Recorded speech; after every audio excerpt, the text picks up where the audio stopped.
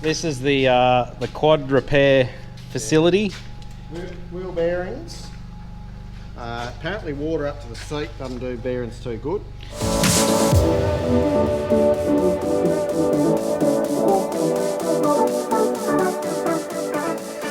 Well, hello everybody and welcome. It is a lovely day today. It's just, the last few days have been quite pleasant actually. Nice temperature, not too hot yet. We did get a little bit of a storm come through yesterday, only a couple of mil in it.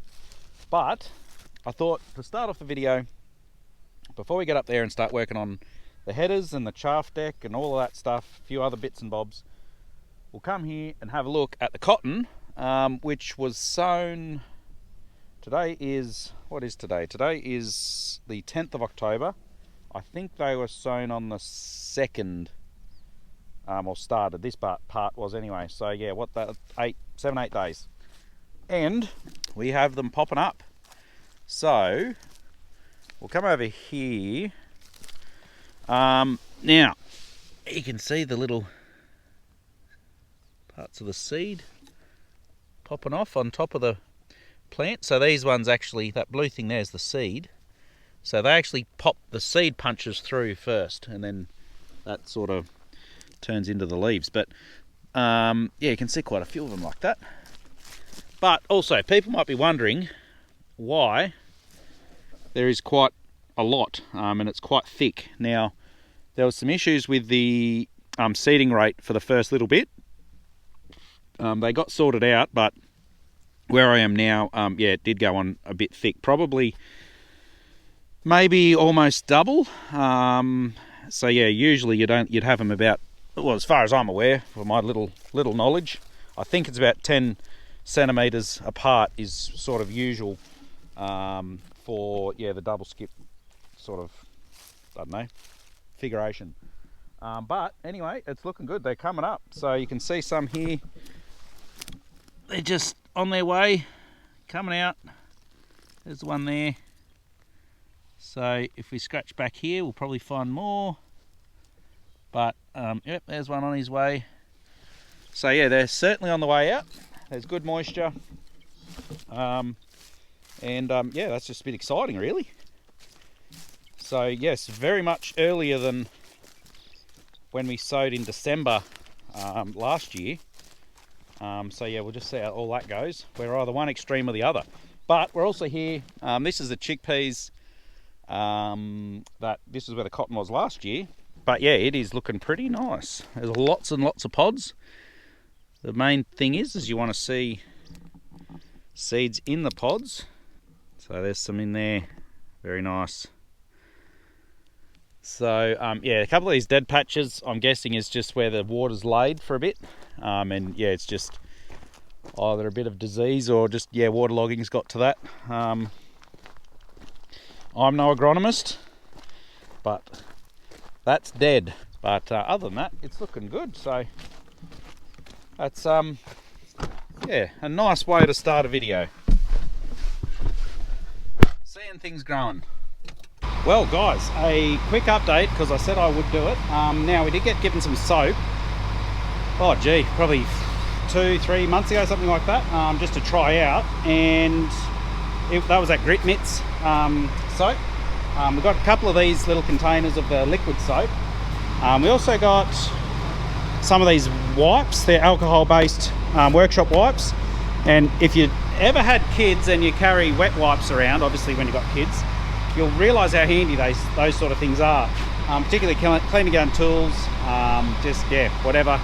If you just need something that a dry rag can't quite get off, they've been pretty useful. We've never really used them before, but I'm using them quite a bit actually. But this soap here, I've been using. I've actually kept this in my ute because I don't want everyone to use it on me. So the update on this is we're actually getting another 20 litres of it, because I find it actually, one, works better to get the dirt off. It's not too sandy or not too gritty, and it doesn't seem to dry up and have the end block up. And also you can use it one-handed, so you can just flick that, squirt it on your hand, wash. So great for in your ute. Doesn't leave that slimy feel on your hands either. So that's the update on that. I will say also they do those hard bricks of soap. Now if you really want to take some skin off, and if you need to get through the layers, that's some good stuff. It's like a bar of soap, which is real just sand and whatever else it is. But Solvol used to do that. I don't believe they do anymore, but these guys do. And the beauty is you can actually just get this stuff from Supercheap, Repco, any of those sort of places. So yeah, I've been very surprised, but the main thing is they're made in Australia, so yeah, that's what we like. So yeah, anyway, get yourself some and give it a try. That's that update. I did say before that we've had some work to do on the headers, but that was not true apparently. Yeah. What mess have you got yourself into here, Brad? Well, we've taken it away. Riley's cleaning it for me. We've got a back diff out.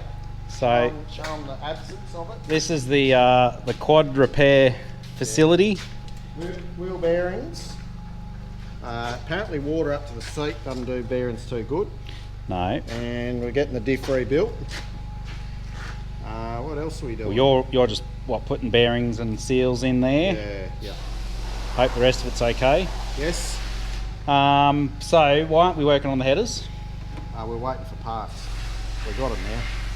Yeah, the So parts now- out. I'll now show you them in a can bit. go- You can show them. Yeah. And then show them Riley's little whoops-a-daisy, what you're doing there. What name and shame, hey? There, he accidentally did some learning. Accidentally did some learning. No, but yeah, so that's good. And then you've got some exciting news with the mother bin. Yes. Oh, So yeah. the before mother- before you go on lunch, we'll have to show them because it's yeah. not true if it's not on camera. We've got lots of excitement. So that was the old mother bin that, yeah, you had to straighten the auger. Yeah. Now I got all fun and games there. I got handbrake, hey? Start it up and show them why you started. Oh, you don't want to talk about it. I thought you'd go off and have a good old conversation about it all and how you did it. And so anyway, my ute handbrake cables are seized. Dad's taken them in. Probably getting some new ones made up. If not, we'll get some from the dealer in town.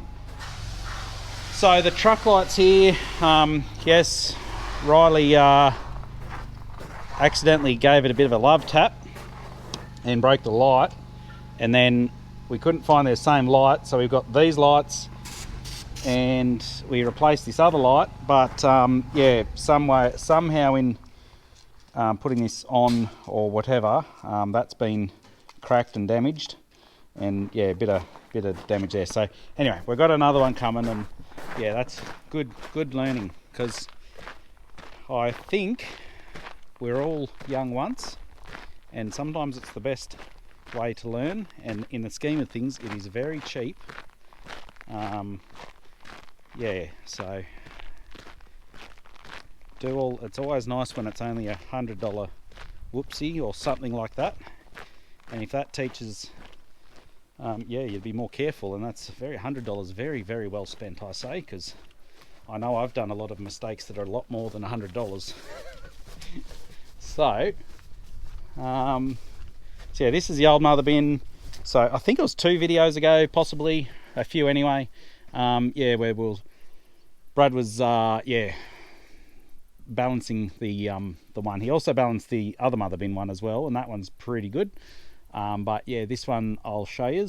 Now the grey patch up there was because we did, for those that hadn't followed along earlier, this is a homemade mother bin. Probably 20 something years ago we built it, and it was a bit short because all the trucks nowadays are a lot taller than they used to be. So we got another section put on that to make it taller and higher, so it can clear the trucks easy. Because yeah, we don't want to break an exhaust stack. So we'll just be nice and quick. So in previous videos, you would have seen that it was shaking really bad, and that doesn't do anything any good.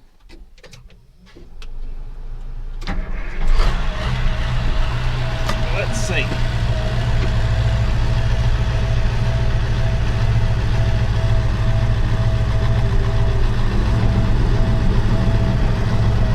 That's on.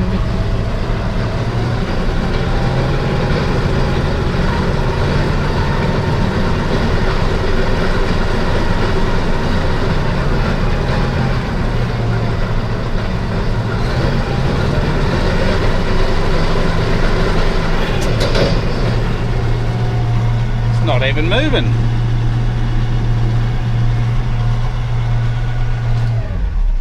So that's why Brad was so happy. That explains that. I barely wobbled. I don't think it's ever been that good. So what we've traditionally had to do is this plate here. We've made that, and usually you'd unfold it, come out here and put that there, and that helps just mount that and keep it nice and sturdy. But now it's not even moving, and the way that mechanism locks in there, we shouldn't have to worry about that. So we can just unfold it and get into it, and then yeah, don't have to worry about putting that thing in, which will be nice. One less thing to have to worry about. The other thing is, yeah, with this chaff deck on header 2, that was the one that came with it.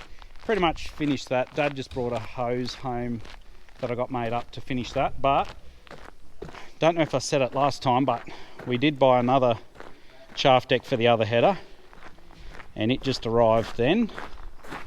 So that's in here. So yeah, basically identical to that. But yeah, we'll have to do a bit of modifying and all of that to get it to fit. This header already had some of the stuff already plumbed in and all that ready to do this, because this is what it was off. But yeah, we'll have to redo and do a bit of engineering on header 1, but shouldn't be too bad. So that is where we're up to. Other than that, we're waiting on the parts for the lift. That's what we were sorting out with header 1, and we swapped the valve block, and that fixed the problem. It was just, yeah, getting real bounce up when you tried to lower it. So I've got that valve on this header, and we'll go and test it probably at some point and see if it's doing that same thing. And then, yeah, we might have to replace the whole valve block. Yeah, that's about where we're up to. I think we're going to go and have a bit of lunch, and we'll see what we get up to after that. Well, guys, it is after lunchtime. It's all going well. Now, we did just have a quick working out of something, and we might delve quickly into a story time with Dad. But this quad here was the original one I think I did mention before. Now, that was, you just said you bought that new, Dad. What? That quad. Oh, here we go. Yeah, right. That quad. You bought that new. I didn't know if it was new or not, because I don't know if I was born yet. 94? No, I was born then. No, but it's on the... Isn't it on the... No, it's worn off. Has it? But anyway, I remember growing up with this quad. But you bought it new. Yeah. There's the VIN number, but Yeah, right. yeah, the Well, sticker's probably come off. I reckon it, to me, if memory serves me, which it probably doesn't, 94? Yeah, it'd rings a probably be bell. right. So that's a big red 300cc. But I remember this was the quad had for years, well, yeah, obviously years all through growing up. And those tyres that you went to town to replace. Yeah, I thought it was the one for the yellow one there. Yeah, Dad thought it was tyres for that, but these tyres that came off this one would probably be the originals. They've got to be. And look at all the little snotty gobbles, you know, the little... Little repair. What's the nice way of saying what those things are? Some call them dog business. Yeah, snot rods. I don't know. So yeah, they'd be, because I don't remember ever the tyres getting changed, and they were just getting more and more bald. But yeah, they were getting very thin though. That's very Unreliable. yeah. Look So at this. Brad was Look at these, hey? 1, Yeah. 2, 3, 4, 5. So it was time, but that goes to show they're probably 30-year-old tyres, and that's been used a lot. It would have done heaps of hours. Has it got an hour meter on it? No, no, it's a kilometre metre, but it stopped working a long time ago. Well, that's a pretty good deal. So that's I don't even know. Does it say what brand they are? Yeah. Hengxing. Yeah, right. No. Don't know. Can't read that. I didn't think that back that long ago they would have been right into the Chinese ones, but maybe Well, I don't know. Maybe I just can't read. Well, that one was probably the best one to read.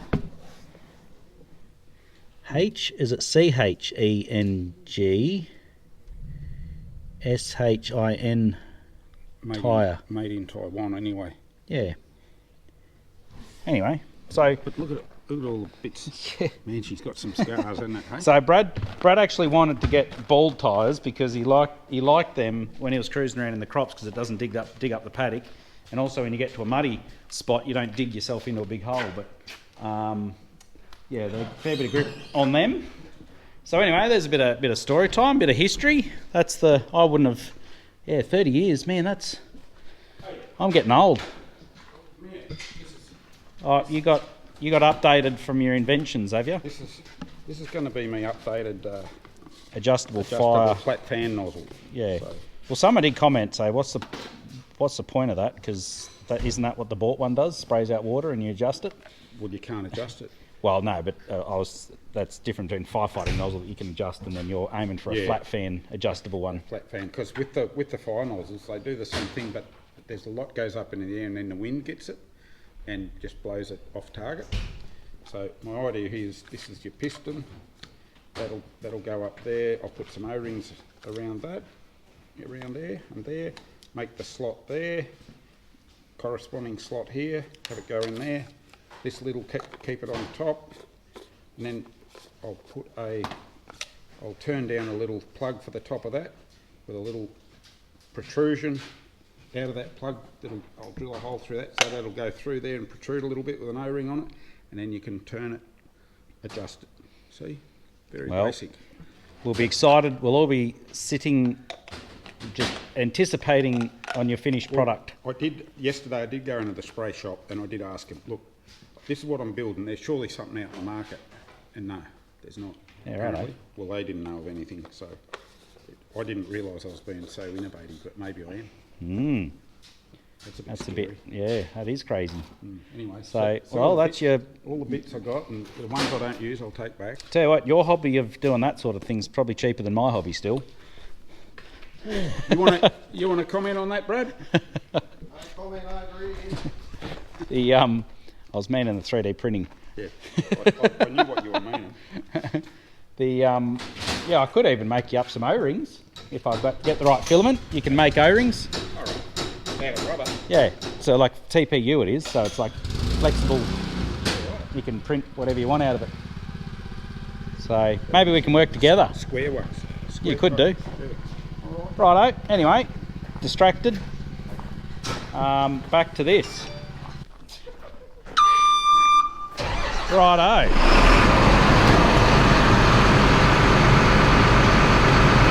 As you can hear, we're about to give it a try.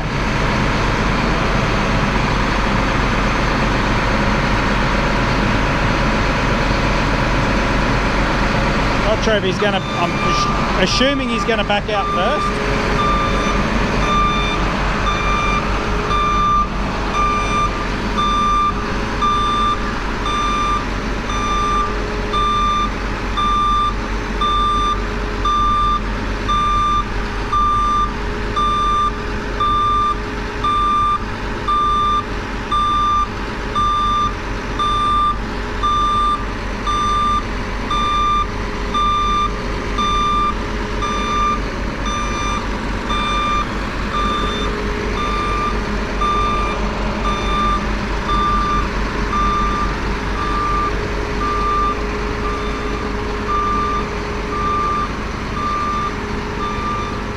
Right, so we're going to hook up the front and check and see whether it's going to, well, if the problem's transferred from the other head of this one, where it has a bit of a problem lowering smoothly. Then we might be able to give it a bell and see how that shaft deck works. Oh, he's going in now.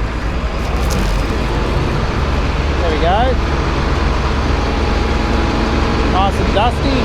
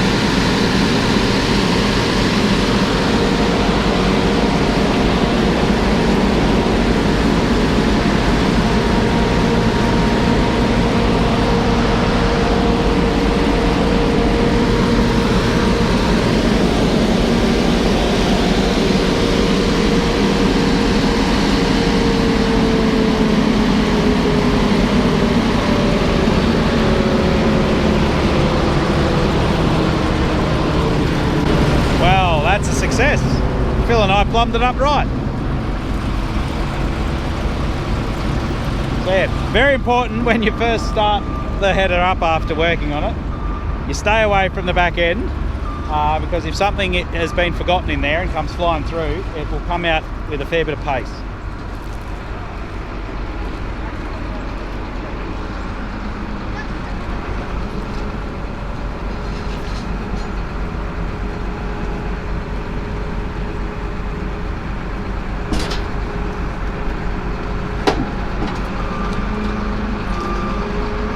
I think he's done that once or twice.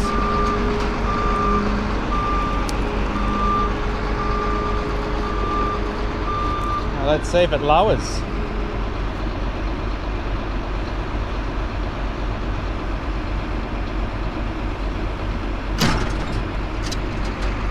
Seems to be not doing the same thing as it did on the other one, so we'll see if we can get it to play up. Nah. Well, that's a cheap fix. Just swap parts and it doesn't create a problem. It is.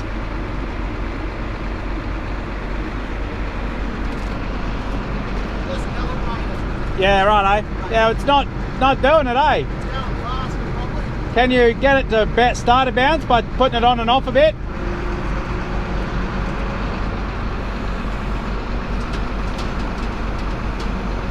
No, that smoothed it right out, didn't it?